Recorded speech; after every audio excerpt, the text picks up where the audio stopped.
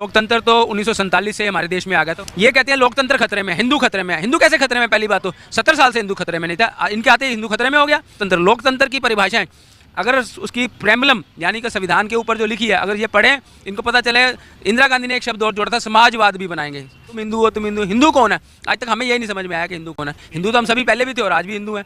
इनके कहने से ही खाली हिंदू थोड़ी हो जाएगा। मोदी जी बहुत अच्छे व्यक्ति हैं, इंडिविजुअल वो अच्छे हैं, लेकिन अगर मैं बात करूं पूरे बीजेपी की तो बाकी लोगों का तो बस मैं ये कहूँगा वो धर्मवाद और पाकिस्तान हिंदुस्तान यही इन्हीं मुद्दों पे उलझते रहे। ऐसे तो बीजेपी जहाँ तक वन मैन आर्मी होती है ना, वन मैन आर्मी वो है, ये वन मैन आर्मी।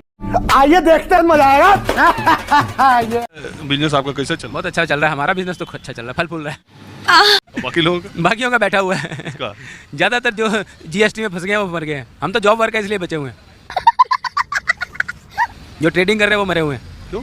तो जीएसटी इतनी लाद दी गई है कि अब उसका बचता ही कुछ नहीं है। खर्चे इतने ज़्यादा लाद दिए गए हैं, बस घर चलाने बड़ा मुश्किल हो गया। ये हालत है देश की। ये सब क्या देखना पड़ रहा है?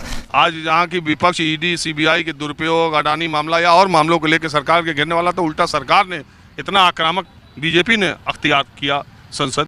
उन्होंने कहा राहुल गांधी आप लंदन में जाके भारत का अपमान कर रहे थे, कहाँ लोकतंत्र खतरे में है? क्या क्या कहना क्या चाह रहे हैं भैया आप? देखिए, ये लोकतंत्र तो 1947 से हमारे देश में आ गया था। 1950 में तो हमारा संविधान भी लागू हो गया था, पूर्ण लोकतंत्र आ गया था। उसके बावजूद भी ये कहते हैं लोकतंत्र खतरे में, हिंदू खतरे में है। हिंदू कैसे खतरे में? पहली बात तो 70 साल से हिंदू खतरे में नहीं था, इनके आते ही हिंदू खतरे में हो गया। दूसरी बात जहाँ तक है लोकतंत्र की परिभाषाएं अगर उसकी प्रेमलम यानी कि संविधान के ऊपर जो लिखी है अगर ये पढ़ें, इनको पता चले। इंदिरा गांधी ने एक शब्द और जोड़ा था, समाजवाद भी बनाएंगे। तो समाजवाद तो इसका मतलब क्या है कि सभी वर्गों को एक जैसा इक्वल बनाने की कोशिश करेंगे। ज़्यादा ये नहीं कि डिफरेंस हो जाए, ऊपर ऊपर चले नीचे, ये नहीं कि एक अडानी बन जाए और एक बिल्कुल झाड़ू छाप बन जाए। तो यहाँ देश में आज जो माहौल बना है वो माहौल ऐसा बना दिया है, लोगों के अंदर एक भावना ऐसी बढ़ती है, तुम हिंदू हो, तुम हिंदू। हिंदू कौन है? आज तक हमें यही नहीं समझ में आया कि हिंदू कौन है। हिंदू तो हम सभी पहले भी थे और आज भी हिंदू हैं। इनके कहने से ही खाली हिंदू थोड़ी हो जाएगा।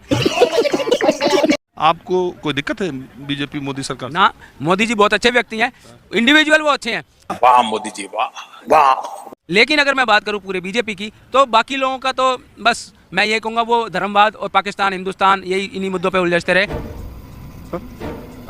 मोदी जी बीजेपी से अलग है क्या? लोग तो ये कहते हैं कि वही बीजेपी मतलब उन्हीं लोगों के उसमें चल रही है। ऐसे तो बीजेपी जहाँ तक वन मैन आर्मी होती है ना, वन मैन आर्मी वो है, ये वन मैन आर्मी। मतलब एक ही का नाम है। जनता को आप मूर्ख समझना बंद कर दीजिए। आज भी अब अगर हम देखते हैं, किसी से पूछो फला मंत्री कौन है, फला मंत्री, किसी को पता नहीं कौन मंत्री है। BJP means Modi ji. मुझे क्रेडिट नहीं चाहिए।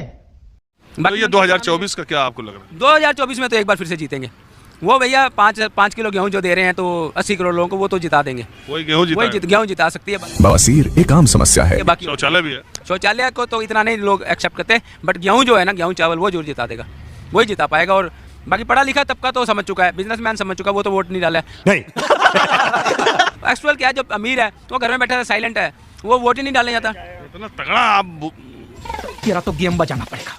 मैं पॉलिटिकल साइंस का स्टूडेंट रहा हूँ। अरे स्टूडेंट तो बहुत पॉलिटिकल साइंस के, लेकिन इतनी अच्छा मैं ठीक फैक्ट पे ही बात करता हूँ, बिना फैक्ट बात नहीं करता। अभी दिल्ली का जैसे मामला मैं कहूँ, अभी सिसोदिया जी को अंदर किया, शिक्षा मंत्री सिसोदिया को। तो ये टाइमिंग देखो कब हुआ है। 24 का इलेक्शन आ रहा है और सिसोदिया के अंदर को सीबीआई ईडी को पता है कि 1 साल के लिए इसको अंदर रख सकते हैं, कि उसके पावर है, तो उस पावर का मिसयूज करके उसको अंदर किया जा रहा है। तो अपोजिशन को जो, क्योंकि इसका कारण है, सुनिए, अदालत है ना, कोर्ट है ना, अभी ये थोड़ी नहीं वो अंदर है। आप बेल एप्लीकेशन डालते हैं, आप वो चार्जशीट लगाएंगे, आप उसमें करते हैं। आपको मालूम है, मैं रोज बोलता हूँ 2G घोटाले में सब एक ही बार आया, जज ने एक लाइन बोला, सारे लोग जिनको ये जोक नहीं समझा ना, जाके पोगो देखो तुम लोग। हाँ